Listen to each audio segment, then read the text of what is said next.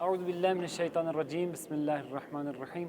السلام علیکم ناظرین کرام، پروگرام پیام کربلا کے ساتھ آپ کا میزبان سید مشیر عباس موسوی آپ کی خدمت میں حاضر ہے۔ ناظرین کرام، پچھلے پروگرام میں جس طرح سے مولانا صاحب نے جو ہدایت کے حوالے سے بات کی کہ کس طرح سے ہدایت کی جا سکتی ہے، کس طرح سے ہدایت کو ہم سمجھ سکتے ہیں، کس طرح سے ہدایت کو ہم پا سکتے ہیں، اور انتخاب سب سے زیادہ اہم ہے، کیونکہ کہا گیا کہ 1400 سال قبل بھی یہی ماجرا تھا کہ لوگ آتے تھے اپنے آپ کو ہادی اور رسول کہتے تھے کہ ہم ہادی ہیں، ہم رسول ہیں، لیکن وہ خدا کی طرف جانے کے بجائے خدا سے دوری اختیار کرتے تھے، اور اس ہادی کا انتخاب سب سے زیادہ اہم ہے۔ کس طرح سے ہم ان ہادی کو انتخاب کر سکتے ہیں، اور یہ مہینہ محرم الحرام کا مہینہ، اس مہینے کے توسط سے، اس مہینے کے ذریعے ہم اس ہادی کو پہچان سکتے ہیں۔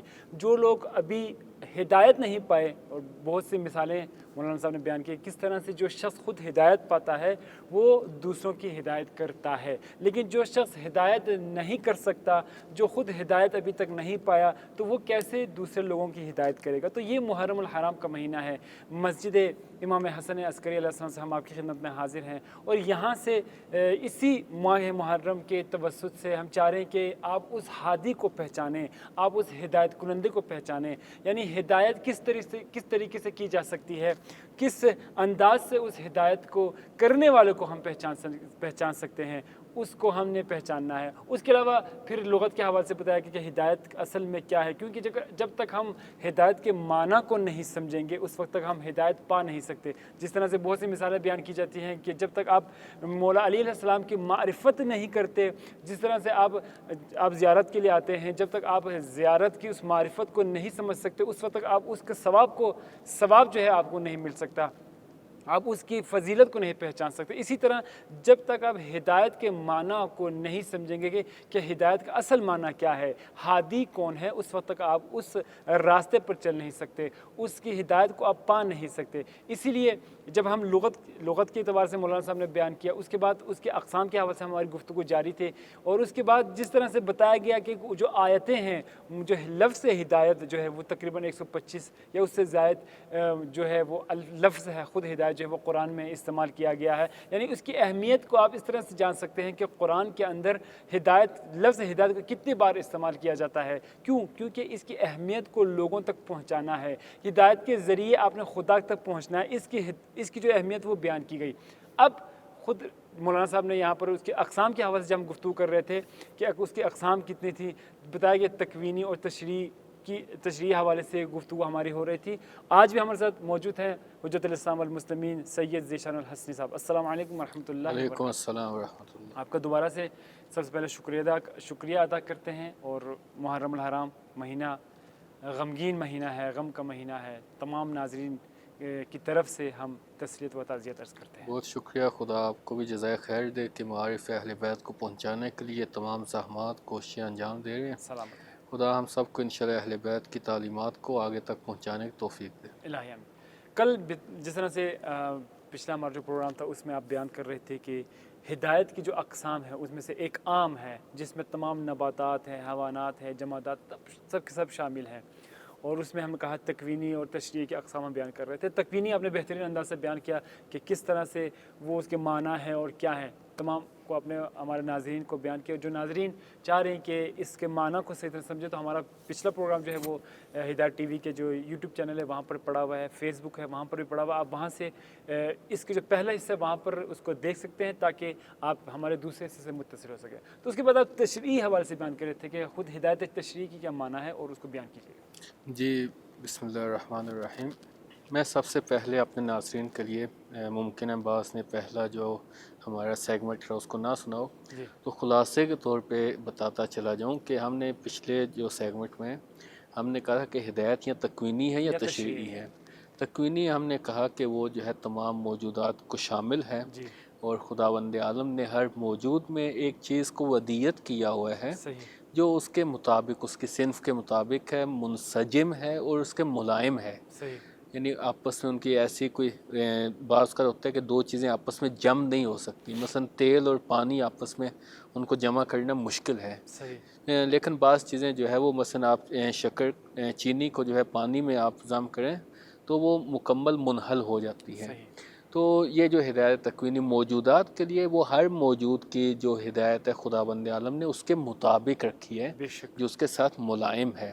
صحیح مثلا میں نے پچھلے اس میں درس میں بھی بیان کیا کہ خداوند عالم نے جو شہد کی مکھی کو کہا وَأَوْحَى رَبُّكَ إِلَى النَّحْلِ أَنِ اتَّخِذِي مِنَ الْجِبَالِ بُيُوتًا، بالکل ایسے ہی کہ خداوند عالم نے شہد کی مکھی کو جو وحی کی ہے، یہ وحی جو ہے وہ وحی تشریع نہیں ہے، بلکہ یہ خداوند عالم جو ہے وہ شہد کی مکھی کو آپ بتا رہے ہیں کہ ہم نے اس کو بتا دیا کہ کیسے شہد بنانا ہے، کس طرح پھولوں سے رس لینا ہے اور یہ سب چیزیں۔ اور اسی طرح حیوانات کے دوسرے جو ہیں، مثلا ایک بھینس ہے یا ایک جو ہے بلی ہے، ایک کتی ہے، یہ سب انہوں نے جی کیسے اپنے بچوں کو پالنا ہے۔ بہرحال یہ خداوند عالم نے تمام کو ہدایت تکوینی کی ہے۔ صحیح اصل جو ہماری بحث ہوگی وہ ہدایت تشریعی میں ہے۔ صحیح کیوں؟ اس لیے کہ یہاں پہ خداوند عالم جو ہے، جو انسان ہے، ان کو جو ہے وہ ہدایت کا راستہ دکھا دیتا ہے اپنے انبیاء کے ذریعے سے، ائمہ کے ذریعے سے، ہادیان الہی کے ذریعے سے۔ بالکل ایسے ہی پھر اس کے بعد لوگوں کا کام ہے کہ وہ اس ہدایت کو اپنائیں، اور بالکل ایسے یہاں ہی پہ لوگوں کا کمال ظاہر ہوتا ہے۔ سبحان اللہ سبحان کیوں؟ اس لیے کہ جو ہادیان الہی ہیں انہوں نے بشارت دی ہے، ڈرایا ہے، وہ نذیر بھی تھے، وہ بشیر بھی تھے۔ بے شک بشیر اس لیے تھے کہ بہشت کی بشارت دے رہے تھے، نذیر اس لیے ہے کہ جہنم سے ڈرا رہے ہیں۔ صحیح بات ابھی لوگوں کی ذمہ داری کیا ہے، لوگوں کا وظیفہ کیا ہے، لوگوں کی تکلیف کیا ہے، تکلیف شرعی، وہ یہ ہے کہ بشارت پہ عمل کریں۔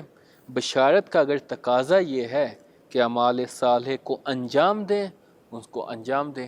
صحیح بشارت کا اگر تقاضا یہ ہے کہ ایام عزاداری ہیں، جی امام حسین کے مجالس میں شرکت کریں، صحیح جلوس میں شرکت کریں، صحیح ماتمی جو سنگتیں ہیں وہاں پہ ماتم کریں، یہ تمام اگر بشارت کا تقاضا ہے کہ یہاں سے بہشت ملے گی سبحان تو اللہ یہ انجام دینا چاہیے۔ کیا بات کیوں؟ اس لیے کہ حدیث میں من اب کا او تبا کا اللہ او اکبر اب کا او بکا، اللہ تین الفاظ ہیں ترتیب کے ساتھ اس طرح، بکا، طبقہ اب کا، تبا کا۔ اللہ اکبر بکا یعنی جس نے گریہ کیا، جی امام ہاں حسین کی بات ہو رہی۔ جی اب کا جس نے گریہ کروایا، سبحان یعنی مجلس پڑھنے والا اور مجلس سننے والا۔ سبحان اللہ او تبا کا، اللہ اکبر تبا کا یعنی تظاہر کیا، یعنی اس کو گریہ آ نہیں رہا، لیکن اس نے اپنی تظاہر شکل کیا، ایسے بھی اپنی ظاہراً شکل ایسے بنا لی، اپنے آپ کو حزین قرار دیا، اپنے آپ کو محزون بنا لیا۔ اللہ اکبر تو ان تمام کے لیے کیا ہے؟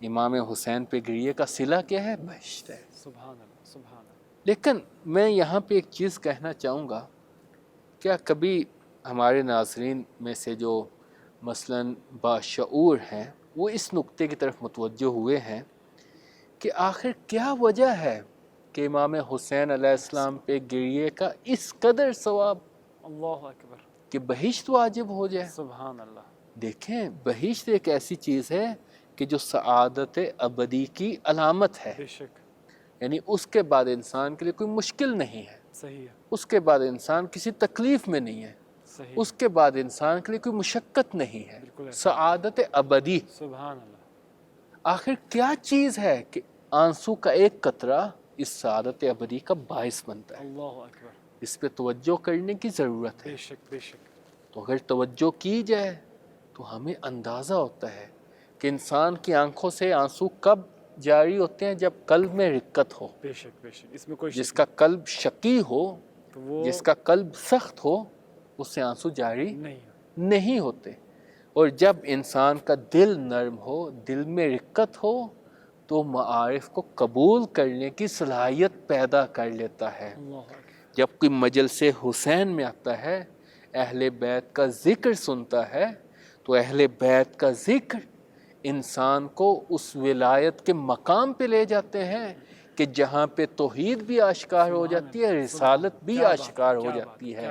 اس لیے کہ جب کسی کو ولایت سمجھ میں آ جائے تو اس سے زیادہ موحد انسان کائنات میں نہیں ہو نہیں ملے سکتا۔ گا بے شک اور بے شک یہی وہ آنسو ہیں کہ جو اس چیز کی نشانی ہے کہ اس کے دل میں ولایت اہل بیت داخل ہو گئی ہے۔ کیا بات ہے اور جب کسی کے دل میں ولایت اہل بیت داخل ہو جاتی ہے سبحان اللہ تو وہ انسان خدا کی معصیت کرنے سے ڈرتا ہے۔ بے شک وہ انسان گناہ کے ارتکاب کرنے سے ڈرتا ہے.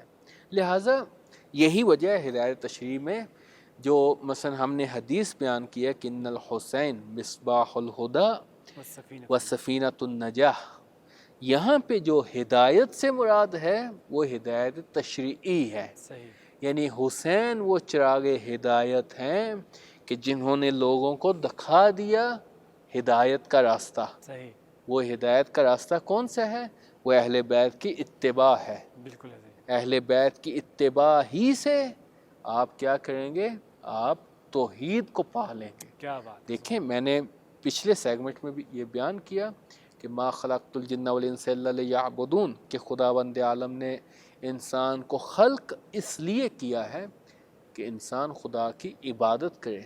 اور عبادت کب ہوگی؟ جب معرفت ہوگی. کیا بات ہے. سبحان اللہ. اس لیے بعض مفسرین نے یہ کہا کہ خود عبادت ہی معرفت کا باعث ہوتی ہے. بالکل. یعنی آپ جب نماز پڑھتے ہیں تو نماز کیوں پڑھتے ہیں؟ صحیح. دیکھیں ایک بچے کو آپ دیکھیں، اگر ہمارے سامنے سانپ آ جائے تو ہم اس کو فوراً مارنے کی کوشش کریں گے. اگر ہم شجاع ہیں اس کو مارنے کی کوشش کریں گے. صحیح. لیکن اگر شجاعت میں کمی ہے تو ہم بھاگیں گے. ہم بھاگیں گے اس سے. صحیح. لیکن ایک بچہ جو ہے وہ نہ اس کو مارنے کی کوشش کرے گا نہ اس سے بھاگے گا، بلکہ پکڑنے کی اس کو پکڑنے کی کوشش کرے گا. کیوں؟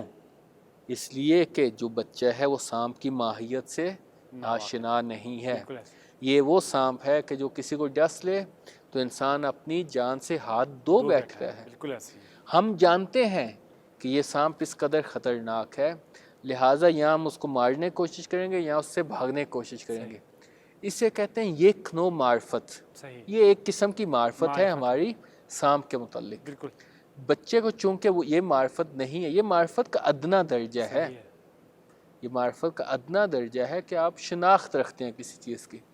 خداوند عالم بھی بندوں کے لیے اگر اس بندے اس کی معرفت رکھتے ہیں تو اس کے عذاب پہ بھی یقین رکھیں گے، اس کی بشارتوں پہ بھی یقین رکھیں گے. صحیح. اگر عذاب پہ یقین رکھیں گے تو خشیت پیدا ہوگی. خداوند عالم قرآن مجید میں کیا فرماتا ہے؟ انما یخشی اللہ من عبادہ العلماء.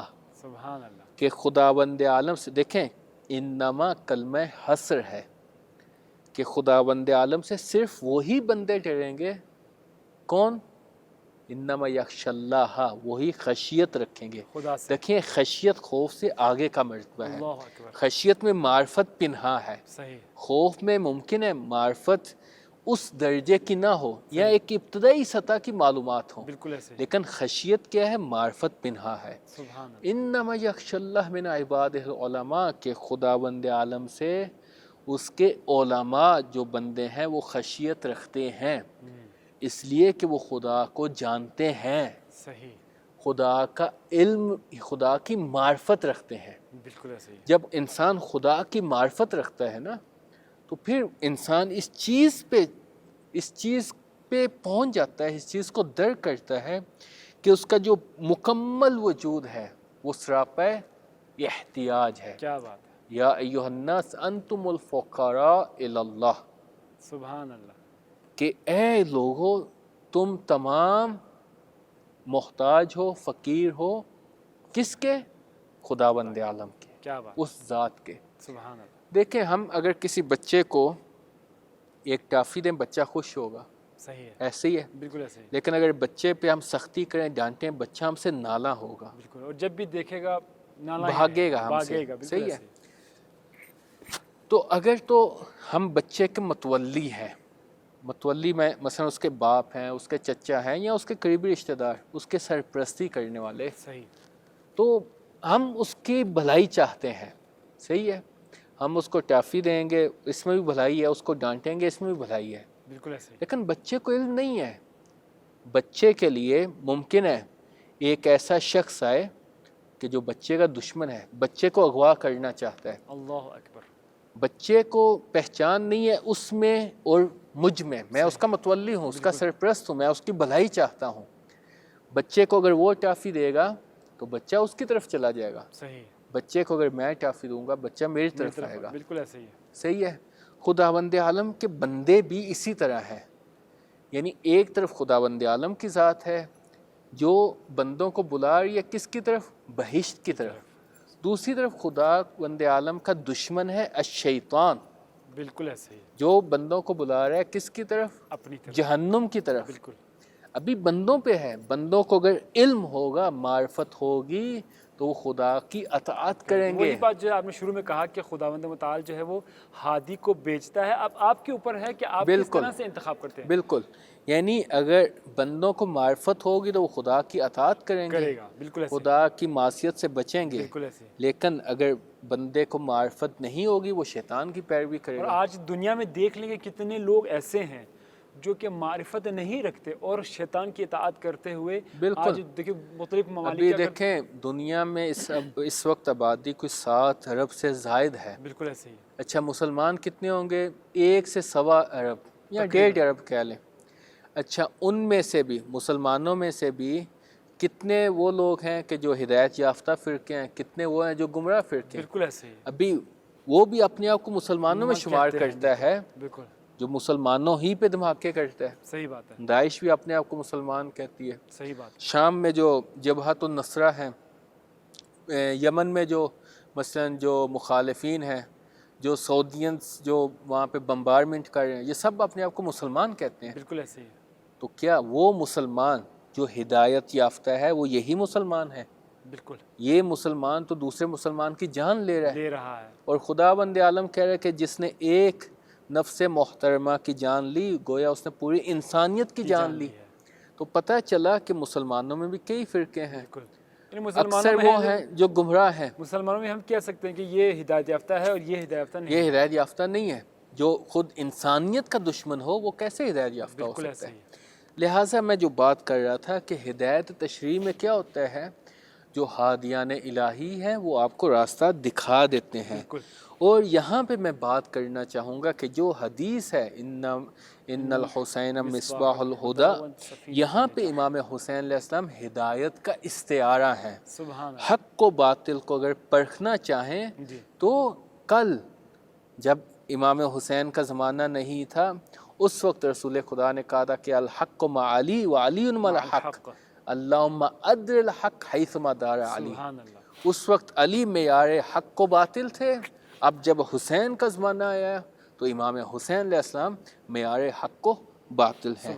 تو ہدایت تشریعی امام علیہ السلام جب واقعہ کربلا ہو رہا ہے، روز عاشور جو امام خطبے دے رہے ہیں، لوگوں کو پکار رہے ہیں کہ میں دیکھو تمہیں بہشت کی طرف بلا رہا ہوں، تم آخر میری کیوں نہیں سن رہے ہو؟ لوگوں نے جواب نہیں دیا. یہاں پہ اگر خدا چاہتا تو تمام لوگ امام کی پیروی کرتے، لیکن خدا نے نہیں چاہا، اس لیے کہ لوگوں کا جو کمال ہے وہ ان کے اختیار میں ہے. اگر وہ مختار نہیں ہوں گے تو کمال کہاں سے آئے گا؟ تو امام حسین علیہ السلام ہدایت کا استعارہ ہے. اور یہی وجہ ہے کہ امام حسین علیہ السلام اور جو دوسرے ہمارے ائمہ طاہرین ہیں یا ان سے پہلے جو انبیاء گزرے ہیں، انہی کے لیے خداوند عالم نے فرمایا کہ وَجَعَلْنَاهُمْ أَئِمَّةً يَهْدُونَ بِأَمْرِنَا، کہ ہم نے ان کو ائمہ بنایا ہے کہ جو ہمارے امر کی ہدایت کرتے ہیں. یعنی بنانے والا خداوند عالم کی ذات ہے. یعنی جن کو خدا بنائے وہی خدا کے امر کی ہدایت کرتے ہیں. جن کو خدا نہ بنائے اور جن کے بنانے پہ خدا راضی نہ ہو وہ کس کے امر کی ہدایت کریں گے؟ وہ شیطان کے امر کی ہدایت کریں گے. اس لیے کہ جو خدا کے ہادیوں کے مقابلے میں آ جائے وہ شیطان کا نمائندہ ہے. اور ابھی ہم مصادیق میں نہیں جانا چاہتے کہ کون کون خدا کے ہادیوں کے مقابلے میں آیا ہے. خداوند عالم نے جا بجا جہاں پہ بھی اپنے ہادیوں کا ذکر کیا ہے، چاہے وہ رسول ہے چاہے وہ نبی ہے، وہاں پہ کہا هو الذی ارسل رسولہ بالہدی. آپ قرآن کی ان متعدد آیات کو دیکھیں، مثلا وَلَقَدْ جَاءَهُم مِّن رَبِّهِمُ الْهُدَىٰ کہ ہدایت آ گئی ان کے رب کی طرف سے. القرآن ہدی للناس، لوگوں کے لیے ہدایت ہے. ابھی یہ جتنے بھی آیات ہیں ان تمام میں ایک نقطہ مشترک ہے. وہ کیا ہے؟ رسول ہے خدا کی طرف سے، امام ہے خدا کی طرف سے، قرآن ہے خدا کی طرف سے، یعنی خدا بتانا یہ چاہ رہا ہے اگر تم میرے راستے پہ قائم رہنا چاہتے ہو، میری طرف ہدایت پانا چاہتے ہو، تو ان لوگوں کی اتباع کرو جن کو میں نے بھیجا ہے، سبحان چاہے کتاب کی شکل میں بھیجا ہو، کیا بات ہے، چاہے انسان کی شکل میں بھیجا ہو۔ یہی وجہ ہے کہ جب مثلا امام حسین علیہ السلام کے لیے حدیث میں ان الحسین مصباح الہدا، تو یہ صرف امام کے لیے نہیں ہے بلے بلکہ مختلف مثلا اہل بیت کے دوسرے افراد کے لیے، خود بالکل تمام اہل بیت کے لیے بھی آیا کہ مثل اہل بیتی کا مثل سفینۃ نوح، کیا بات، کہ میرے اہل بیت کی مثال سفینہ نوح کی مانند ہے۔ بے شک۔ دیکھیں حضرت نوح علیہ السلام کہ ہم ذرا جاتے ہیں ان کے زمانے میں، کہ حضرت نوح علیہ السلام 950 سال فقط تبلیغ کرتے رہے۔ صحیح، یعنی بعض روایات میں ہے کہ حضرت نوح علیہ السلام 2500 سال تک اس دنیا میں جیے، زندگی کی رہے، صحیح، 950 سال تبلیغ کرتے رہے، لیکن کچھ اثر نہ ہوا۔ واقعاً صرف کچھ لوگ تھے، کہا گیا کہ کچھ لوگ تھے جو ہدایت پا گئے، باقی بہت سے لوگ تھے وہ نہیں۔ جب خدا نے حضرت نوح علیہ السلام کہا کہ اے نوح کشتی بناؤ، اسنا سفینہ، کشتی بناؤ، تو ابھی جو گمراہ ہوتا ہے وہ ہادی الہی سے بھی تمسخر اڑاتا ہے، بالکل ایسے ہی، ہادی الہی کے کاموں سے بھی تمسخر اڑاتا ہے، بالکل اس لیے کہ جب انسان کو کسی کام کی سمجھ نہیں آتی تو اس کا تمسخر اڑاتا ہے، بالکل ایسے ہی، جب وہ حق درم ہو، جب وہ ضدی ہو۔ جب حضرت نوح علیہ السلام کشتی بنا رہے تھے، پاس سے لوگ گزرتے تھے، تمسخر اڑاتے تھے، مذاق اڑاتے کس تھے کہ بھائی یہ تم بیابان کیا میں، اس بیابان میں، اس صحرا میں نوح نے کشتی بنا کے کیا کرنا ہے؟ تو بہرحال خدا کی مشیت تھی، وہ انہوں نے ہدایت نہیں پائی۔ حضرت نوح علیہ السلام نے ان کے لیے بد دعا کی، سیلاب آیا، طوفان آیا، اور جب پانی ہر طرف پھیل گیا، اور حضرت نوح علیہ السلام نے یہ بھی یہاں تک بھی روایات میں ہے کہ جانوروں کا ایک ایک جوڑا جو ہے وہ کشتی میں سوار کیا تاکہ ان کی نسل باقی رہے، اور انسانوں میں سے انگشت شمار لوگ تھے جو کشتی میں سوار ہوئے۔ حالانکہ ان کا اپنا بیٹا شامل نہ ہو سکا۔ جی ابھی میں اس طرف آنا چاہ رہا جی ہوں بسم اللہ، کہ یہ انگشت شمار لوگ سوار ہو گئے، اور حضرت نوح علیہ السلام کا جو بیٹا تھا، حضرت نوح علیہ السلام دیکھیں بالآخر باپ اور بیٹے کا ایک رشتہ ہوتا ہے، تکوینی ہے، بالکل ایسا، صحیح ہے، چاہے جتنے مرضی آپ آپس میں یعنی اختلاف آپ ہو، فرمان بیٹا نہ فرمان ہو یا فرما بردار ہو، وہ بیٹا بیٹا ہی ہے، بالکل ابھی بالآخر باپ کی شفقت ہے، یعنی ایک طرف نبی کی نبوت ہے، دوسری طرف باپ کی شفقت ہے۔ حضرت نوح علیہ السلام بیٹے کو آوازیں دے رہے ہیں کہ آؤ کشتی پہ سوار ہو جاؤ، تو وہ اس نے آگے سے کیا کہا؟ اس نے کہا نہیں، میں کشتی پہ سوار نہیں ہوگا، میں بڑے پہاڑ پہ چڑھ جاؤں گا۔ تو حضرت نوح علیہ السلام نے کہا دیکھو جو خدا کا عذاب ہے اس سے آج تمہیں کوئی نہیں بچا سکے گا۔ بالکل ایسے ہی، جب باپ کی شفقت کا اصرار دیکھا خداوند عالم کی ذات نے، تو اس وقت تو خداوند عالم نے کہا اے نوح انہ لیس من اہلک، سبحان اللہ، سبحان اللہ، یہ تمہارے تیری میں سے اہل میں سے نہیں ہے۔ کیوں؟ دلیل کیا ہے؟ اس کا عمل، اس کا جو عمل ہے وہ صالح نہیں ہے۔ خداوند عالم ایک پیغام دینا چاہ رہا ہے، سبحان اللہ، تمام لوگوں کو پیغام دینا چاہ رہا ہے، دیکھو تم جتنے بھی دعوے کرو، سبحان اللہ، دیکھو یہ تکوینی رشتہ ہے باپ بیٹے کا، صحیح لیکن اگر عمل اچھا نہیں اگر ہوگا صالح نہیں ہو تو تمہیں تو ہدایت پا اس رشتے کی بھی کوئی ارزش نہیں ہے۔ واہ واہ، یہاں پہ میں مسلمانوں کو ایک پیغام دینا چاہتا ہوں، تمام مسلمان عالم کو، کہ دیکھو اس آیت میں تدبر کرو، بالکل ایسے ہی، خداوند عالم نے اس کا عمل اچھا نہیں تھا، بیٹے ہونے کی نفی کر دی، تو ابھی اگر کوئی یہ کہے کہ کوئی رسول کے اتنا قریب ہے، کوئی رسول کا فلاں رشتہ لگتا ہے، کوئی رسول کا فلاں رشتہ لگتا ہے، صحیح تو دیکھو خدا کے نزدیک اس کی کوئی حیثیت ہے، نہیں ہے۔ بالکل، اگر کوئی رسول کے عمل جیسا اپنا عمل نہیں کرتا تو رسول سے جو بھی اس کا رشتہ ہو اس کی کوئی ارزش نہیں ہوگی۔ تو لہٰذا دیکھیں ہدایت تشریعی حضرت نوح علیہ السلام اپنی قوم کو ہی بلا رہے ہیں، بیٹے کو ہی بلا رہے ہیں، کوئی سوار نہیں ہو رہا، کوئی ہدایت نہیں پا رہا۔ تو یہاں پہ ایک اور نقطہ میں کہتا چلا جاؤں کہ جو خدا کے ہادیان ہوتے ہیں وہ خدا کی طرف سے پیغام دیتے ہیں، تو اگر ان کو قبول کر لیں تو سعادت ہے، لیکن اگر ان کو قبول نہ کریں تو شقاوت ہے۔ بے شک تو یہاں پہ حضرت نوح علیہ السلام کہ جو اتنے برگزیدہ نبی تھے جی خداوند عالم کے، انہوں نے جب اپنی قوم کے لیے بد دعا کی اللہ کہ یہ ہدایت نہیں پا رہے تو ان کی قوم ہلاک ہو گئی۔ اللہ اکبر یہ حضرت نوح کی نبی کی نبوت تھی۔ ابھی میں یہاں پہ خدا کی خدائیت یا رب کی ربوبیت بھی بتانا چاہ رہا ہوں۔ سبحان اللہ کیا جب بات سب ہلاک ہو گئے نا تو حضرت نوح علیہ السلام کو خداوند عالم نے کچھ عرصے بعد کہا کہ اے نوح کچھ مٹی کے برتن بناؤ۔ تو حضرت نوح علیہ السلام نے حکم کی تعمیل کی اور مٹی کے برتن بنانے شروع کر دیے۔ سبحان اللہ تو کچھ عرصے بعد خداوند عالم کی طرف سے وحی آئی کہ اے نوح ابھی ان برتنوں کو توڑ ڈالو۔ اللہ اکبر حضرت نوح علیہ السلام بالآخر نبی تھے، بالکل حکم کی تعمیل تو کرنی کرنا تھی، ہی بالکل لیکن خدا سے ایک سوال کیا کہ خدایا ان برتنوں کو میں نے اپنے ہاتھوں سے بنایا ہے، سبحان اللہ ابھی اس میں کیا حکمت چھپی ہے چھپی ہے کہ میں ان کو اپنے ہاتھوں سے توڑ توڑ ڈالوں؟ دوں، یعنی آپ نے حکم دیا، میں نے بنایا اتنی محنت کر کے، اب بالکل آپ حکم دے رہے تو میں توڑ تو رہا ہوں۔ ہاں تو خدا نے کہا کہ اے نوح یہ دیکھو یہ بے جان برتن تھے، تم نے اپنے ہاتھوں سے بنائے، اپنے ہاتھوں سے توڑتے ہوئے تمہیں تکلیف ہوئی، لیکن جن بندوں کے لیے تم نے دعا کی تھی اللہ اکبر اللہ اکبر وہ بھی میری مخلوق تھے۔ سبحان اللہ ہاں وہ گمراہ تھے، وہ شقی تھے، لیکن اے نوح تم نے جب بد دعا کی تو میں نے تمہاری خاطر ان کو ہلاک کیا۔ اللہ اکبر اللہ اکبر ابھی یہ حضرت نوح علیہ السلام کا مقام ہے۔ حضرت نوح علیہ السلام برگزیدہ نبی ہیں، بے شک اس میں ان کی نبوت میں یا ان کی شان میں تنقیص نہیں ہو رہی، صحیح بلکہ خدا کی ربوبیت بتانا چاہ رہا ہوں، سبحان اللہ خدا کی خدائیت بتانا چاہ رہا ہوں۔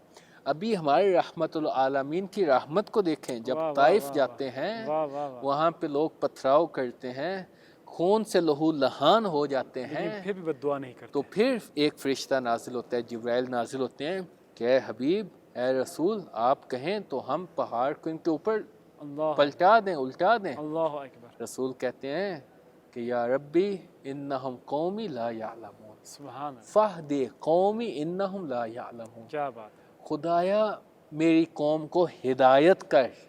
واہ واہ واہ واہ یہاں دو وہ ہیں شاہد،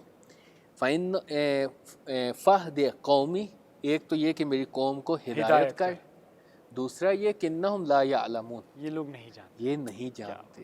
واہ واہ واہ یعنی ایک تو رسول کو اشتیاق یہ ہے کہ یہ ہدایت پا جائیں، جائیں اور دوسرا افسوس یہ ہے کہ یہ مجھے نہیں جانتے کہ میرا خدا کے نزدیک کیا کیا مقام ہے، اللہ اکبر اللہ کہ میں رحمت للعالمین اور انہوں نے مجھ پہ پتھراؤ کیا۔ بالکل ایسے تو بہرحال یہ جو انبیاء ہیں، یہ جو امام ہیں، ان تمام کا کام لوگوں کو راستہ دکھلانا ہے۔ صحیح اچھا یہاں پہ ایک اور بھی نقطہ کہتا چلا جاؤں کہ رسول اور امام کے درمیان جو علماء فرق بیان کرتے ہیں، کہتے ہیں کہ جو رسول ہے اس کا کام ہے اراءۃ الطریق، یعنی راستے کو دکھانا، آپ کو دکھانا راستہ، جی ہاں، اور جو امام ہے اس کا کام ہے ایصال المطلوب، آپ کو مقصد تک مقصد تک مطلوب تک پہنچانا۔ سبحان اللہ ایک دفعہ میں آپ سے یہ پوچھتا ہوں کہ مجھے مسجد جمکران جانا ہے تو آپ مجھے راستہ دکھاتے ہیں صحیح بات ہے،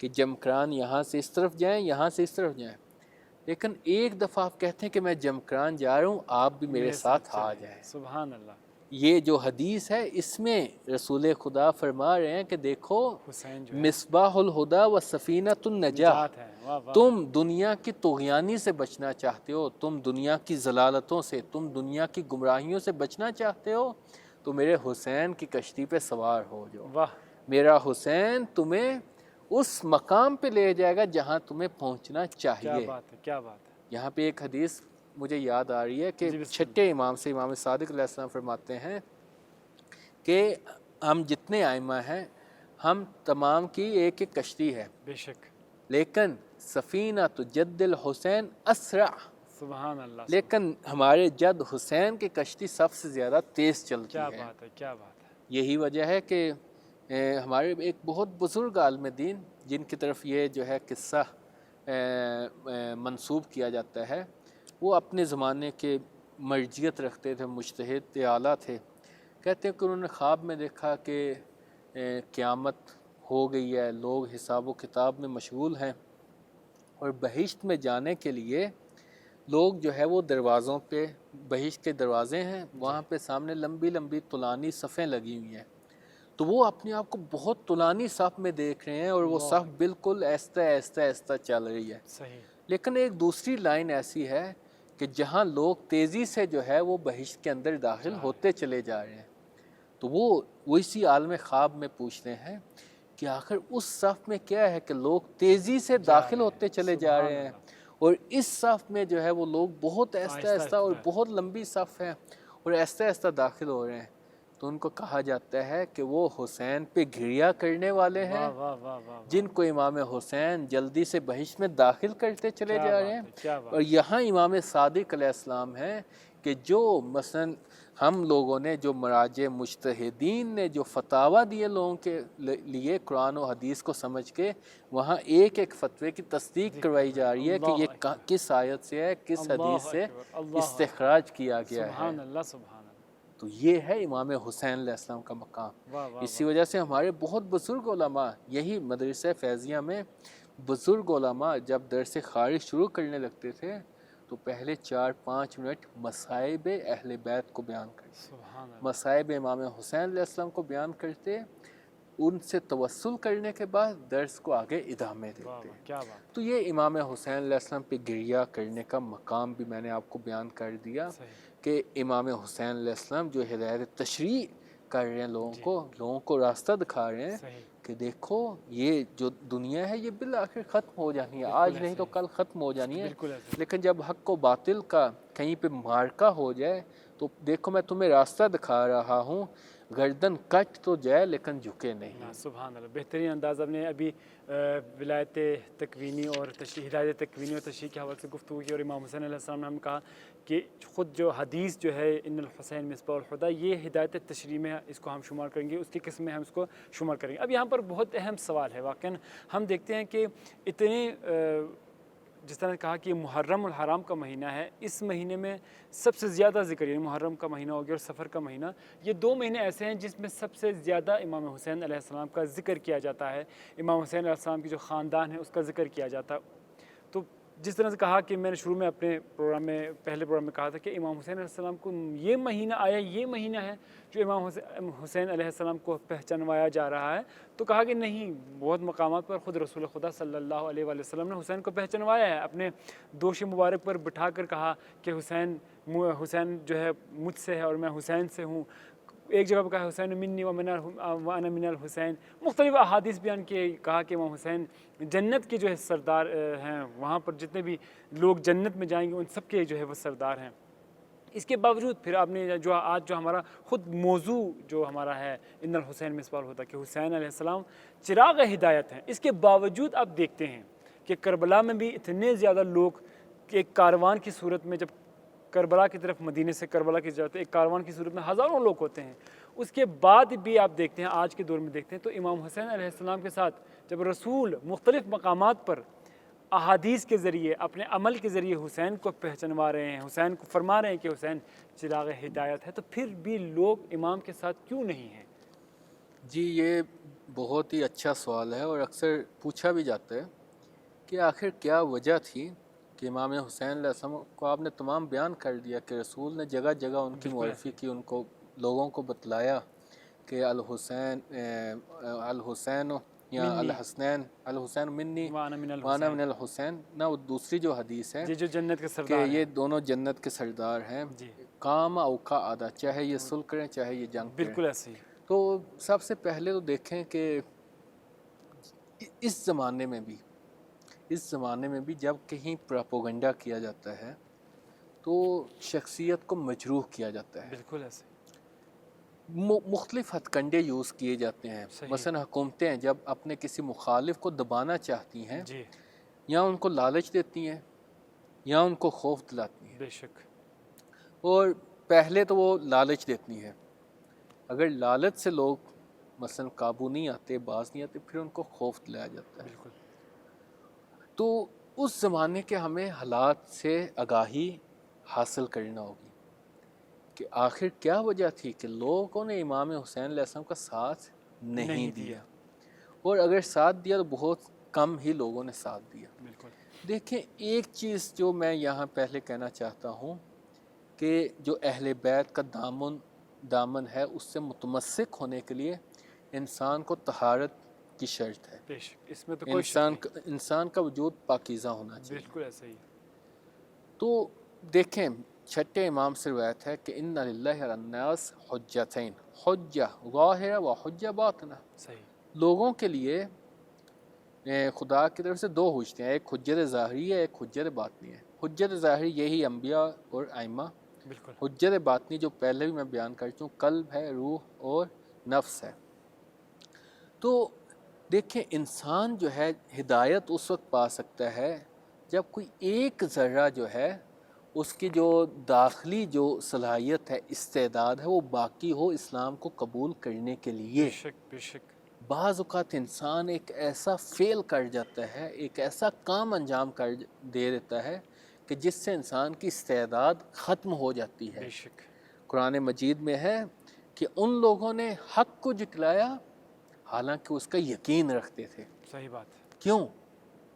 کلا بل ران علی قلوبہم، کہ ان کے دلوں کو اتنا وہ زنگ لگ گیا، اتنے زنگ آلود ہو گئے، کس چیز کی بنا پہ؟ جو کام انہوں نے انجام دیے، اللہ اکبر، اللہ، یعنی جو کام انہوں نے انجام دیے تھے اس بنا پہ وہ ابھی ہدایت نہیں پا سکتے تھے، بالکل بھی نہیں پا سکتے، یعنی ان میں ہدایت کی استعداد نہیں رہی۔ ہے، دیکھیں آپ جب کسی نجس برتن کو پاک کرنا چاہتے ہیں نا تو بالآخر اس میں استعداد ہوتی ہے نجاست زائل ہونے کرنے کی، کی، بالکل ایسے ہی، لیکن اگر کوئی مجسم میں نجاست ہو جائے اس کو پاک یعنی کرنا وہ مشکل ہے، پاک کرنا مشکل ہے۔ بالکل، پہلی چیز تو یہ ہے کہ انسان کے گناہ اہل بیت کی اطاعت سے، یا مثلا امام حسین علیہ السلام آپ کہہ رہے ہیں، امام حسین علیہ السلام کی اطاعت سے پاک ہو سکتے مانے ہیں، ہو گئے، یعنی لوگوں کے گناہ، لوگ اتنے جو ہے وہ یزید کے یا معاویہ کے زمانے میں بھی لوگ اتنے وہ سرکش ہو چکے تھے کہ وہ اہل بیت کے متعلق پراپوگنڈا کا شکار تھے۔ صحیح،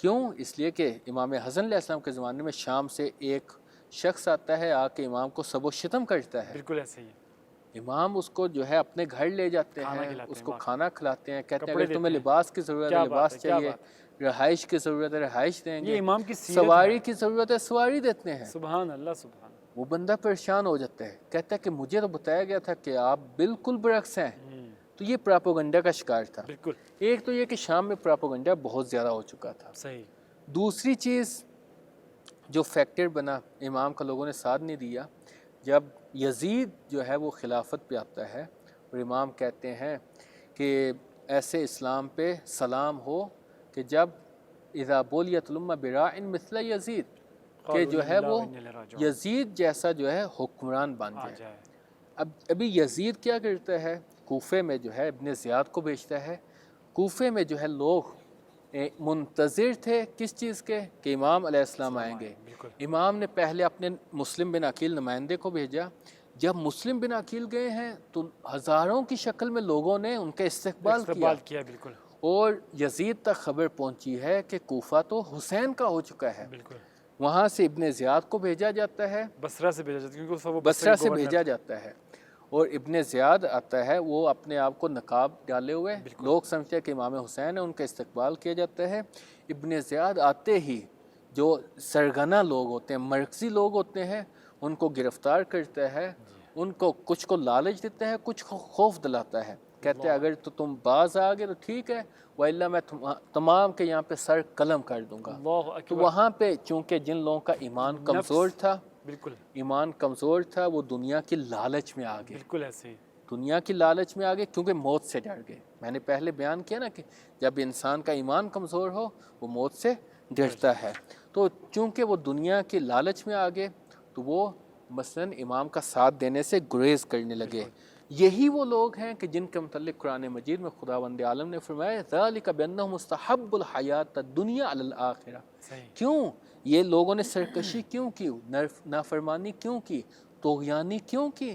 اس لیے کہ انہوں نے دنیا کی زندگی کو آخرت پہ مقدم جانا، اور جو بھی دنیا کی زندگی کو آخرت پہ مقدم جانے، اس کو پسند کرے، دنیا کی زندگی کو میں رہنا پسند کرے، وہ نافرمانی کرتا ہے، وہ طغیانی کرتا ہے۔ بالکل میں آخری حدیث بیان کرتا ہوں، اور چونکہ ابھی دامن وقت میں گنجائش نہیں ہے تو انشاءاللہ آگے اس گفتگو کو جاری رکھیں گے کہ دنیا کی محبت انسان کو حق کی پیروی سے روک دیتی ہے۔ بالکل، کیوں؟ اس لیے کہ حدیث میں کہ حب الدنیا رأس کل خطیئہ، بے شک، کہ انسان جو بھی غلطی کرتا ہے اس کا منشا، اس کا مرجع کیا ہے؟ وہ حب دنیا ہے۔ کیا بات ہے، اور جب امام حسین علیہ السلام نکلے ہیں تو ابھی لوگ جانتے تھے کہ اگر امام علیہ السلام کا ساتھ دیں گے تو مرنے کا خدشہ ہے، زیادہ ہے، مرنا یقینی نہیں تھا، بلکہ مرنے کا خدشہ تھا۔ بالکل، کیوں؟ اس لیے کہ جب واقعہ کربلا ہوا ہے تو یزیدیوں میں بھی ہزاروں ہلاک ہوئے ہیں، بے شک، بے تو شک، یہی اگر وہ امام کی رکاب میں اپنی جان دیتے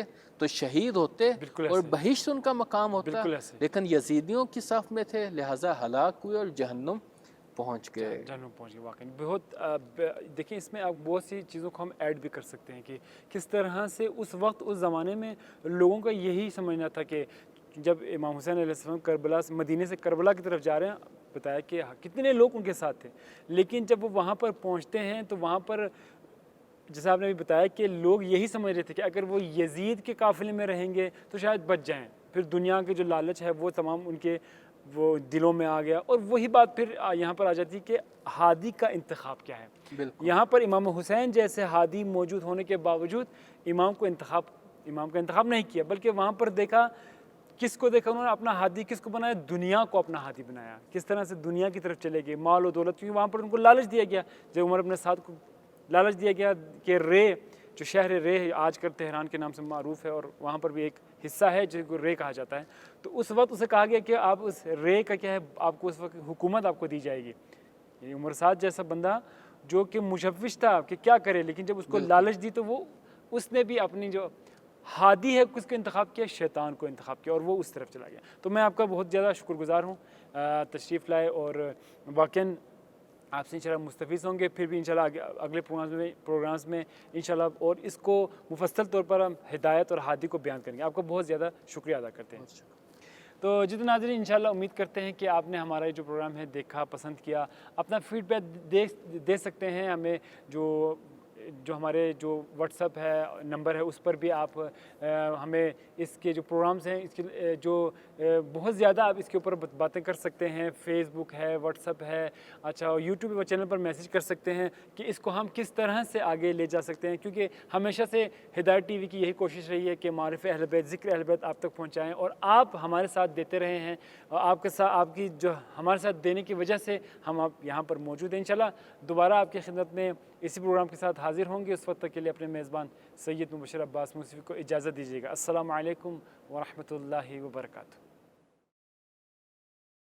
آپ کے بعد مجھے شمر نے مارا بابا، آپ کے بعد مجھے شمر نے مارا بابا، چور زخموں سے ہوئی، چور زخموں سے ہوئی تیری سکینہ بابا، آپ کے بعد مجھے شمر نے مارا بابا، آپ کے بعد مجھے شمر نے مارا بابا، کیا یتیموں کو دلاسا نہیں دیتا کوئی، کیا یتیموں کو دلاسا نہیں دیتا کوئی، کیا اسیروں کا کوئی، کیا اسیروں کا کوئی گر نہیں ہوتا بابا، آپ کے بعد مجھے شمر نے مارا بابا، آپ کے بعد مجھے شمر نے مارا بابا، منہ کے بل دوڑتنا کیسے گری تھی جب میں، منہ کے بل دوڑتنا کیسے گری تھی جب میں، شمر نے بالوں سے تب، شمر نے بالوں سے تب مجھ کو اٹھایا بابا، آپ کے بعد مجھے شمر نے مارا بابا، آپ کے بعد مجھے شمر نے مارا بابا، کیسے اس خاک کے بستر پہ مجھے نیند آئے، کیسے اس خاک کے بستر پہ مجھے نیند آئے، ماں کی آغوش ہے نا، ماں کی آغوش ہے نا، آپ کا سینہ بابا، آپ کے بعد مجھے شمر نے مارا بابا، آپ کے بعد مجھے شمر نے مارا بابا، چور زخموں سے ہوئی، چور زخموں سے ہوئی تیری سکینہ بابا، آپ کے بعد مجھے شمر نے مارا بابا۔